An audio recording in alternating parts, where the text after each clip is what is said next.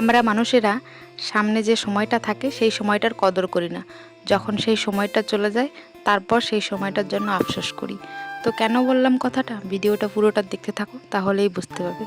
তো হ্যালো বন্ধুরা, আমি নতুন একটা ভিডিও নিয়ে আবার আসছি। অনেক দিন পর ভিডিও দিচ্ছি, জানি এটা অনেক দিন আগের, যখন আমি মালদাতে ছিলাম তখনকার। তো এটা ঠিকঠাক করে দেওয়া হয়নি কারণ আমার শরীরটা খুবই অসুস্থ ছিল, যার জন্য আমি ভিডিও দিতে পারিনি। তো এখন বোন বাড়ি চলে যাচ্ছে, তো বোনের সঙ্গে আমিও যাচ্ছি। বলল দিদি চল, একদিন থেকে চলে আসবি। আর অয়নও জেদ করছিল ওর মাসি বাড়িতে যাওয়ার জন্য। তো বললাম চল তাহলে ঘুরেই আসি। আর বোনও বলল দিদি একলা বাড়িতে থাকবি, তোরও মনটা খারাপ করবে, আমিও বাড়িতে চলে গেলে আমারও মনটা খারাপ করবে, তাহলে চল একবার ঘুরেই আসবি আমাদের বাড়ি থেকে। তো আমিও আর দেরি না করে ব্যাগপত্র গুছিয়ে ওর সঙ্গেই বেরিয়ে পড়লাম। আর পাশের বাড়ির কাকা টোটোটাও নিয়ে নিয়েছি, কারণ ছেলে মেয়ে 4টে হয়ে গেছে, সঙ্গে ব্যাগপত্রও আছে। আর ওদের বাড়ি যেতে হলে 2টো গাড়ি চেঞ্জ করতে হবে, তো এদেরকে নিয়ে ওটা আর সম্ভব হবে না। তো কাকাকে বললাম একবারে ওদের বাড়ির সামনেই নামিয়ে দিয়ে আসবে। তো এই একটা সুবিধা হয়েছে পাশের বাড়ি কাকার টোটোটা হয়ে, যে যেখানেই দূরে কোথাও যাওয়া হোক ওনার টোটোটা ভাড়া করলে অসুবিধে নেই, একবারেই যাওয়া যায় আর গাড়ি চেঞ্জ করতে হয় না। তো এদিকে আমাদের স্কুলের সামনের রাস্তা দিয়ে, ওই যেখান দিয়ে এসেছিলাম আসার দিনকে, ওই দিক দিয়েই ঘুরে ঘুরে যেতে হবে। কারণ কোনো গাড়ি যদি বাড়ির সামনে থেকে রিজার্ভ করে নিয়ে যাও বা নিয়ে আসো, তাহলে এই রাস্তা দিয়ে যেতে হয়। আমাদের বাড়ির ওই সাইডে যেখানে মেলা হয়েছিল ওখান দিয়ে কিন্তু শর্টকাট হয়, আরও তাড়াতাড়িও হয়ে যায়। তো ওই রাস্তাতে যাওয়ার মতো নেই, কারণ নদী পার হওয়া যাবে না গাড়ি নিয়ে, ওখানে কোনো ব্রিজ নেই। তো এই সাইডেই ব্রিজটা বানানো হয়েছে, যার জন্য গাড়ি টাড়ি সব এদিক দিয়েই আসা যাওয়া করে। তো এই দেখো আমরা বর্ডার দিয়ে এদিক দিয়ে ঘুরে ঘুরে যাচ্ছি। বোনের বাড়ি যাচ্ছি একদিনের জন্য, আবার একদিন পরে চলেও আসবো। তো একটা সময় ছিল যে সময় আমি আর বোন এক জায়গায় কোথাও গেলে, আমি যদি কোথাও যেতাম তো বোনও আমার পিছ ধরতো, মানে ও যেতে চাইতো, তো ওকে আমি নিতে চাইতাম না। বলতাম আমি যেখানে যাব তুই সেখানে যাবি না, কিন্তু তোকে আমি নেব না। মারামারি করে হোক, ঝগড়াঝাটি করে হোক, যেভাবে হোক ওকে থুয়েই যেতাম, ওকে কাঁদিয়েই রেখে যেতাম।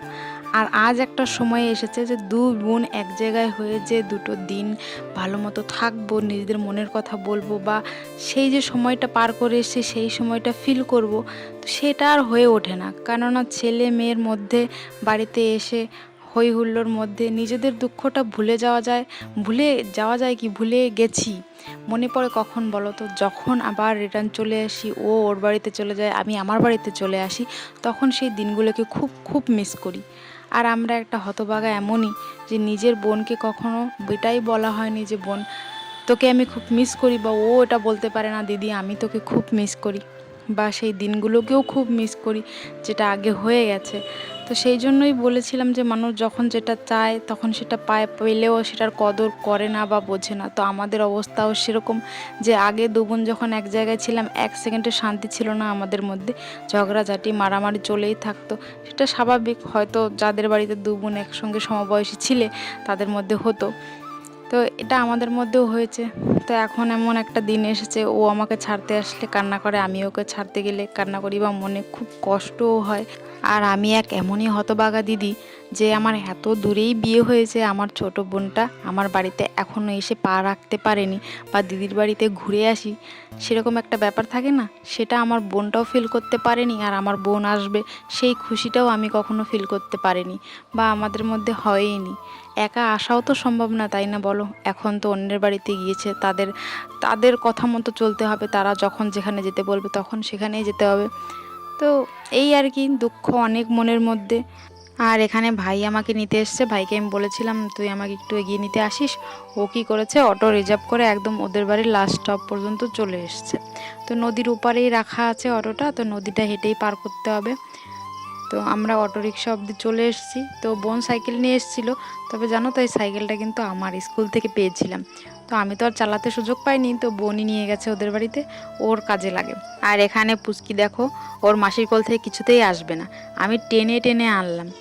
আর এই যে সেই সময় যেখানে বোনকে আমার বিদায় বলতে হবে, ও অটো থেকে এখন নেমে যাবে, ও বাজারে থেকে যাবে আর আমরা চলে যাব।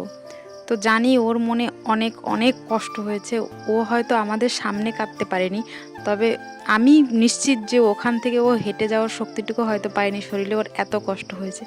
তবে আজ বোনকে বলবো যে তোকে আমি অনেক ভালোবাসি আর অনেক মিস করি। তো আমার ভিডিওটা এই পর্যন্তই, দেখা হবে তোমাদের সঙ্গে অন্য কোনো ভিডিওতে। ততক্ষণে আমার চ্যানেলটা সাবস্ক্রাইব করো। আর ভালো লাগলে একটা লাইক শেয়ার কমেন্ট অবশ্যই করো। টাটা।